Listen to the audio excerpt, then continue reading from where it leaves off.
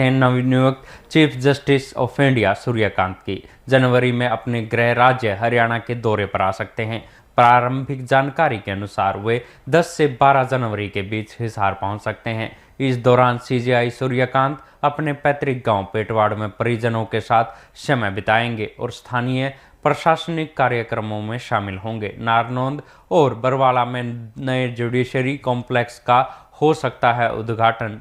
सूत्रों के मुताबिक सीजेआई सूर्यकांत के दौरे के दौरान नारनौंद और बरवाला में नए जुडिशरी कॉम्प्लेक्स का उद्घाटन प्रस्तावित है। उनके चीफ जस्टिस बनते ही गृह जिले हिसार में 2 नए कोर्ट स्वीकृत हुए हैं। अभी तक हिसार और हांसी में जुडिशरी कॉम्प्लेक्स थे, जो बढ़कर अब 4 हो जाएंगे। सीजेआई के बड़े भाई मास्टर ऋषिकांत ने दौरे की संभावित तिथि की पुष्टि की है। उनके अनुसार तारीख में थोड़ा बदलाव संभव है, पर फिलहाल 10 जनवरी के आसपास आने की योजना है। उन्होंने बताया कि जस्टिस सूर्यकांत गांव में भी कुछ समय बिताएंगे और परिजनों व मित्रों के साथ भोजन करेंगे। गांव पेटवाड़ में जस्टिस सूर्यकांत के सीजेआई बनने पर सोमवार रात दिवाली जैसा माहौल रहा।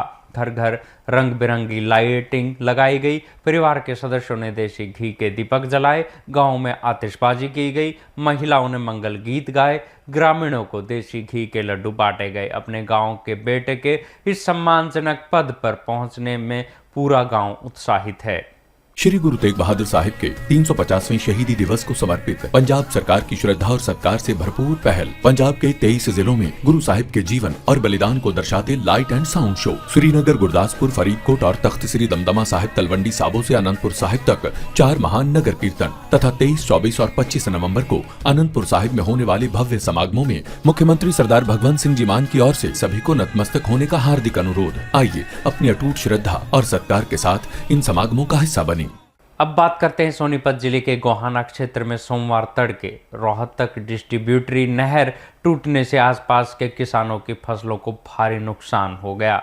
नहर टूटते ही तेज बहाव का पानी खेतों में घुस गया, जिसमें 60 से 70 एकड़ तक की फसल जलमग्न हो गई। किसानों का आरोप है कि बिना किसी पूर्व सूचना के रात में नहर में पानी छोड़ा गया, जिसके बाद नहर कटकर टूट गई। घटना महारा गांव के पास हुई है, जहां सुबह करीब 6 बजे नहर में अचानक कटाव बढ़ा और पक्की दीवार टूट गई। पानी तेजी से खेतों में फैल गया और गेहूं व गन्ने की खड़ी फसलें पूरी तरह से डूब गई। किसानों का कहना है कि नहर की नियमित सफाई न होने और चूहों द्वारा जगह जगह सुराख बनाने की वजह से इसकी स्थिति पहले से कमजोर थी। कई बार शिकायत की, पर सिंचाई विभाग ने सुध नहीं ली। स्थानीय किसानों ने बताया कि वे महीनों से नहर की खराब हालत की शिकायत कर रहे थे, लेकिन सिंचाई विभाग ने कोई कार्रवाई नहीं की। किसान बोले, नहर में लंबे समय से छेद थे, सफाई और मरम्मत न होने की वजह से आज ये टूटना हुआ है। प्रशासनिक मदद न मिलने पर उन्होंने जेसीबी बुलाकर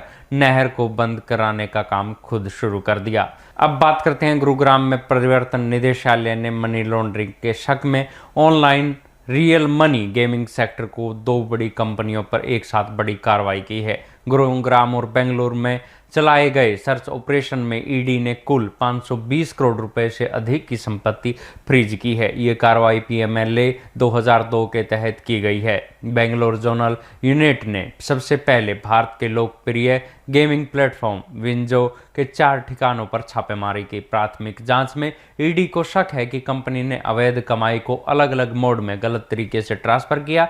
छापेमारी में ईडी ने bank balance, bonds, FDR, mutual funds मिलाकर लगभग 505 करोड़ रुपए की संपत्ति अपराध की आय के रूप में फ्रीज कर दी।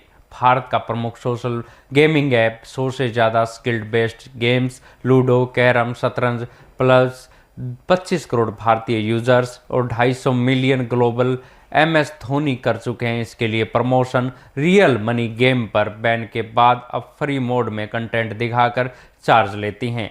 दूसरी कंपनी गेम्स क्राफ्ट पर ईडी की छापेमारी। दूसरे चरण में ईडी ने games craft technology private limited और उससे जुड़ी एनएनपीएल के दफ्तरों में और निवेशकों के घरों पर भी कार्रवाई की। गुरुग्राम और बेंगलुरु में 1 दर्जन से ज्यादा ठिकानों पर दबिश दी गई और mobile phone, laptop, electronic device, कई आपत्तिजनक दस्तावेज जब्त किए गए।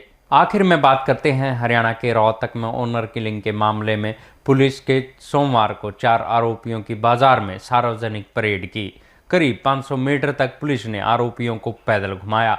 परेड के दौरान चारों आरोपी लंगड़ाते हुए चलते दिखे, क्योंकि उनकी टांगों पर प्लास्टर बंधा था, हाथों में हथकड़ियां लगी थी। पुलिस के मुताबिक मुठभेड़ में गिरफ्तार होने के बाद से ये सभी इलाज पर थे और पीजीआई से छुट्टी मिलने के बाद इन्हें बाजार में घुमाया गया। पुलिस ने बताया कि चारों आरोपियों को सोमवार दोपहर बाद कोर्ट में पेश किया जाएगा और रिमांड की मांग की जाएगी। गांव कहानी की 22 वर्षीय सपना ने 3.5 साल पहले अपने गांव के रहने वाले सूरज के साथ कोर्ट मैरिज की थी। परिवार के खिलाफ जाकर शादी करने पर दोनों ही परिवारों के बीच तनाव बढ़ गया था। आरोप है कि सपना के परिवार को ये शादी नागवार थी और गांव के ताने सुनने के बाद से सपना के भाई संजू ने अपने दोस्तों के साथ मिलकर दंपत्ति की हत्या की योजना बनाई थी। 19 नवंबर को देर रात आरोपियों ने घर में घुसकर सपना को गोली मारकर हत्या कर दी थी, जबकि उसके देवर साहिल के पेट में गोली लगी। पुलिस ने मुठभेड़ के बाद संजू समेत 4 आरोपियों को गिरफ्तार कर लिया था। हत्या से पहले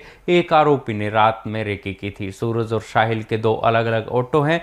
उस रात साहिल घर से बाहर अपना ऑटो खड़ा करके अंदर चला गया था, जबकि सूरज ने बाद में आकर अपना ऑटो खड़ा किया और साहिल वाला ऑटो लेकर निकल गया।